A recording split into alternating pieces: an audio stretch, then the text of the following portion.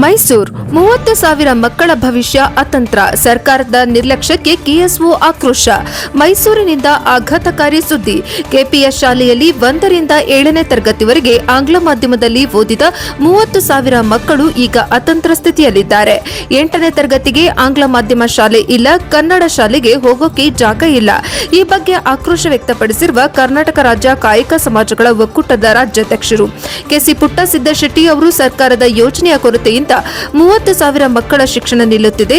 ಇದಕ್ಕೆ ಸರ್ಕಾರವೇ ಜವಾಬ್ದಾರಿ, ತಕ್ಷಣ ಪರಿಹಾರ ಕೊಡಬೇಕು ಅಂತ ಕೆಸಿ ಪುಟ್ಟಸಿದ್ದಶೆಟ್ಟಿ ಅವರು ಒತ್ತಾಯಿಸಿದ್ದಾರೆ. ಮಕ್ಕಳ ಭವಿಷ್ಯದ ಜೊತೆ ಚೆಲ್ಲಾಟ ಬೇಡ, ಸರ್ಕಾರ ಎಚ್ಚರವಾಗಲಿ. ವರದಿ ಕಾಂತರಾಜು ಕೆ, ಪ್ರಜಾಪವ ಟಿವಿ, ಮೈಸೂರು.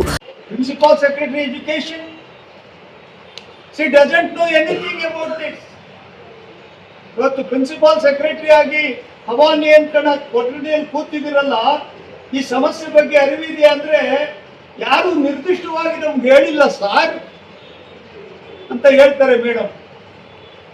ನಿರ್ದಿಷ್ಟವಾಗಿ ಜನರಲ್ಲು 30,000 ಸ್ಟೂಡೆಂಟ್ಸು ಬೀದಿಗಿರುವಾಗ ಯಾರು ನಿರ್ದಿಷ್ಟವಾಗಿ ಮಕ್ಕಳು ಬಂದು ಅವರ ಕೊಠಡಿಯನ್ನು ತಲುಪಕ್ಕಾಗುತ್ತಾ, ಪೇರೆಂಟ್ಸ್ ತಲುಪಕ್ಕಾಗುತ್ತಾ?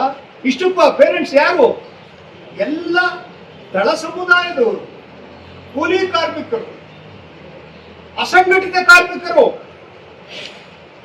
ಅವತ್ತು ತಿಂದು ಅವತ್ತು ಹೊಟ್ಟೆ ತುಂಬಿಸ್ಕೋಬೇಕು.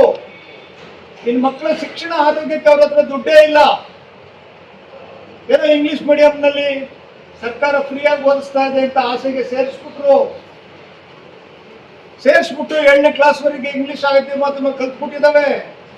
ಈಗ ಕನ್ನಡ ಮಾಧ್ಯಮದಲ್ಲಿ ಅವರಿಗೆ ಕನ್ನಡನೂ ಬರಲ್ಲ, ಇಂಗ್ಲಿಷೂ ಬರಲ್ಲ. ಎರಡೂ ಬರದೇ ಇರುವಂತ ಪರಿಸ್ಥಿತಿಯಲ್ಲಿ, ನಿರಂಕುಶ ಪ್ರಭುತ್ವ ಪರಿಸ್ಥಿತಿಯಲ್ಲಿ ಅವ್ರನ್ನ ತಂದಿದ್ದೀರಾ. ಅದಕ್ಕೆ ಅತಂತ್ರ ಪರಿಸ್ಥಿತಿ ಅಂತ ಹೇಳ್ತೀವಿ. ಅಲ್ಲಿ ಅನಿಶ್ಚಿತತೆ ಉಂಟಾಗಿದೆ. There is uncertainty. ನಾ ಇನ್ನೊಂದು ವಿಚಾರವನ್ನ ನಿಮಗೆ ಗಮನಕ್ಕೆ ತರ್ತೀನಿ.